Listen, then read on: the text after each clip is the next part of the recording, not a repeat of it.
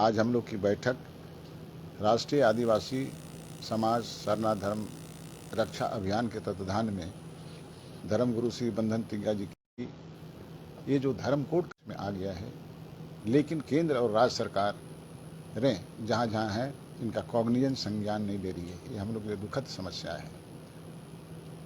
देश के 17 करोड़ जनजाति समाज के लिए यह बहुत ही दुखद स्थिति है कि हमारा सरना धर्म कोड जो प्रकृति के आगू उसमें पला है, बढ़ा है और सबसे पुरातन है, उसकी पहचान को केंद्र और राज्य सरकारें नकार रही हैं और इस पर ध्यान नहीं दे रही।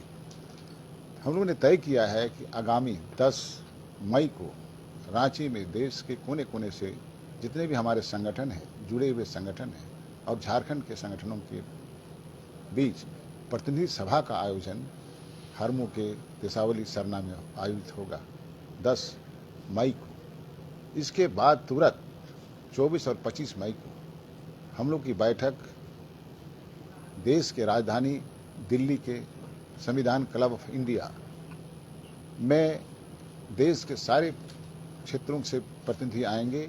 साथ साथ देश के आदिवासी सांसद, लोकसभा और राज्यसभा को निमंत्रित किया गया है और मंत्रियों को भी निमंत्रित किया गया है और उनसे सीधी वार्ता हम लोग करना चाह रहे हैं कि हम लोग का ये धर्म कोड का मसला वो किस रूप से लेते हैं, क्या लेते हैं, नहीं लेते हैं। इस संबंध में जो जनप्रतिनिधि है केंद्र में, उनसे हम लोग की वार्ता होगी। विशेषकर झारखंड, छत्तीसगढ़, बंगाल, उड़ीसा और मध्य प्रदेश, अन्य राज्यों से जहाँ पर शेड्यूल एरिया है और तमाम चीज़ें हैं, आदिवासी बहुसंख्यक राज्य।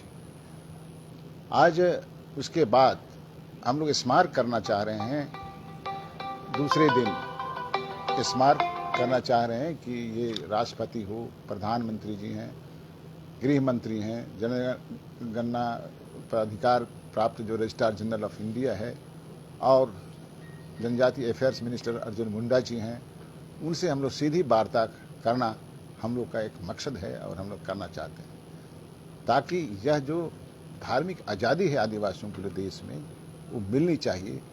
क्योंकि अन्य धर्मों को जो दी गई है, जैसे हिंदू धर्म है, सिख धर्म है, ईसाई धर्म है, इस्लाम है, बौद्ध है और सिख, ये 4 धर्म में हम लोग कहीं नहीं आते हैं।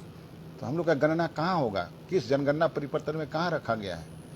पिछली बार अन्य धर्म में हम लोगों ने लिखा था, तो मैं बताना चाहता हूँ कि अन्य धर्म कॉलम में आश्चर्य कीजिएगा कि पूरे देश में 2011 की जनगणना में 49,57,000 लोग लिखे थे, जबकि पूरे देश में मात्र 86 लाख आदमी अन्य धर्म कॉलम में लिखा था। कुल मिलाकर 62% लोग सरना धर्म लिखा है देश के लोग, झारखंड सहित अन्य राज्यों के लोग। इतना बड़ा धर्म है, इतना बड़ा समूह है, आस्था है, उसको हम कहना चाहते हैं। दूसरी बात सबसे बड़ी चीज है जो अभी देश में अन्य धर्म का भी प्रचार हो रहा है, लेकिन दुखद है, झारखंड में बताना चाहता हूं कुल 42 लाख लोग लिखे थे अन्य धर्म कॉलम में, जिसमें सरना धर्म के लोग 41 लाख लिखते, 97% लिखते। इतनी बड़ी आस्थागत समाज को हम उसका स्वीकृति नहीं देना, हमको लगता है आज़ाद भारत में सबसे बड़ा विडंबना है और हम लोग के लिए बड़ी दुर्भाग्यपूर्ण स्थिति है। तो हम केंद्र की ओर रुख कर रहे हैं और हमारा 2 दिवसीय कार्यक्रम है 24 और 25 मई को। 24 मई को हम लोग का बृहत्तर बैठकें होंगी वहाँ के संविधान क्लब में और दूसरे दिन हम नेताओं से मिलेंगे और बातचीत करेंगे। ये हम लोग का ये मसला कैसे समाधान होगा, क्योंकि केंद्र के मसले हैं, यही हम लोग का कार्यक्रम है। अगर ऐसा नहीं हुआ तो देश में बृहत्तर आंदोलन की भी तैयारी हम लोग शुरू कर दिए हैं। जितने भी पास प्रदेश हैं जहाँ पर सरना धर्मावलंबी हैं, जो प्रकृति धर्म है, वहाँ के लोग मिलके हम लोग बृहत्तर आंदोलन, चक्का जाम या अन्य चीज़ें हम लोग करेंगे। और हमारे तो ये भी मत है, अगला चुनाव आएगा तो वोट दो, मैंने या तो हमारा कोड दो, नहीं तो वोट हम लोग देने के लिए नहीं भी चाहेंगे। इस तरह से हम लोग का निर्णय आ रहा है। ये वोट नहीं देंगे तो हम लोग वोट नहीं दीजिए। नहीं देंगे। सर 2 बातें हैं कि जब से राज्य में गठबंधन की सरकार बनी है, सरना धर्म कोड की जो मांग है तेज है, लेकिन आपसी समन्वय की कमी आदिवासी चेहरों के बीच ही देखी जा रही है। दूसरा सर, आप लोग इतना ग्राउंड लेवल पर काम कर रहे हैं, राज्य सरकार की अगर हम बात करें या केंद्र सरकार की बात करें, तो आपको कहाँ लग रहा है कि पेंच कहाँ फंस रहा है? पेंच कहीं नहीं फंस रहा है। पेंच झारखंड सरकार ने तो विधानसभा का ये सत्र बुला करके पारित करके भेज दिया केंद्र में, और केंद्र में भेजा है, संतुष्टि किया है। केंद्र को इसको संज्ञान में लेना चाहिए। ये जनभावना है, यहाँ के माने जन अधिकार है, यहाँ का उनका माने फंडामेंटल राइट है धार्मिक। अगर धर्म दुनिया में एग्जिस्ट करता है तो यहाँ जनजाति धर्म का जो सरना धर्म है उसको एग्जिस्ट करने में क्या परेशानी है। और लोग इसको राजनीतिक रूप से देख करके हम लोग को समेटना चाहते हैं, उलूल जुलूल बात करते हैं, इससे हम लोग खिन्न हैं। और आपको मैं कहना चाहूँगा, आपको, आप जनसाधारण की बात आप करिए, लोक जीवन की बात कीजिए, तो आपको सरना धर्म छोड़ के दूसरा कोई बातें नहीं हो रही है। ये आस्था की, इसको चेंज करने।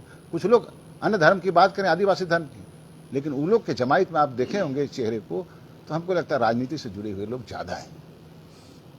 तो इस तरह की बातें हैं। मैं उनकी भी मांग को हम नहीं कहना चाहूँगा, वो लोग क्या चाहते हैं उनकी अपनी मंशा है, लेकिन हमारा दृष्टिकोण ऐसा है।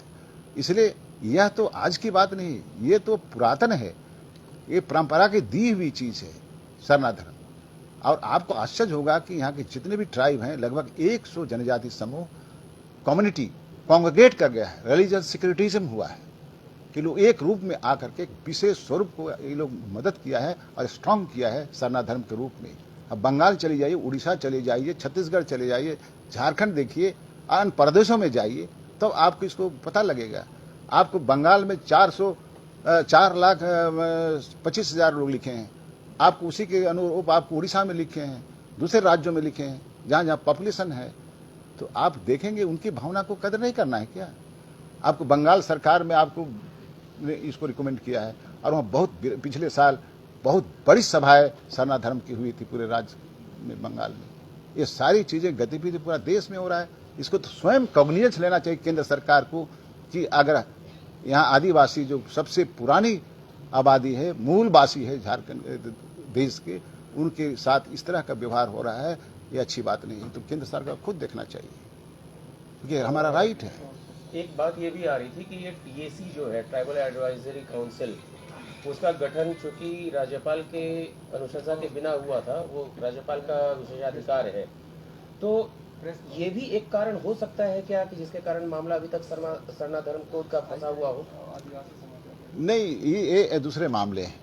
आपको संविधान में जो प्रावधान है, अब राज्य सरकार ने किस रूप में व्याख्या की है और उस मसले को लेकर, लेकिन राज्यपाल तो कह रहे कि मेरा अधिकार का कटौती हुआ है। क्या जी, यही कहा जा रहा है, ये कहा जा रहा है।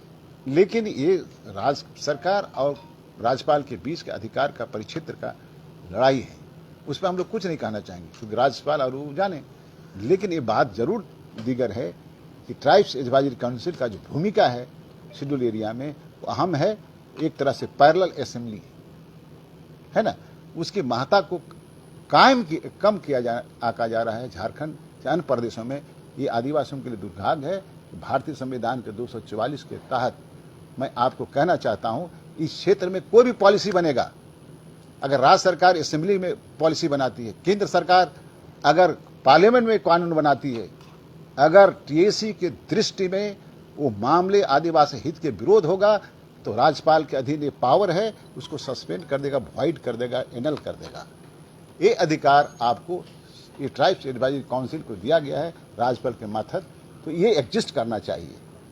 और ये बना हुआ कानून को सस्पेंड कर सकता है, वॉइड कर सकता है। ये पावर शक्तियां आपको संविधान ने दिया है, जो आज तक किसी भी राज्य में राज्य सरकारें इसको पालन नहीं करती है। ये हम लोग के लिए, आदिवासियों के लिए सबसे बड़ा दुर्भाग्य की बात है। हो गया? वो हम लोग का राजा साहब कहेंगे, आप नहीं लीजिए नहीं।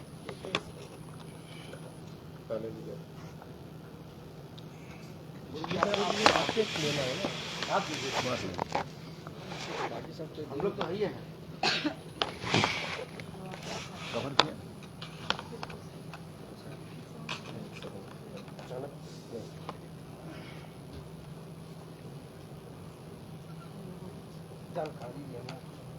गया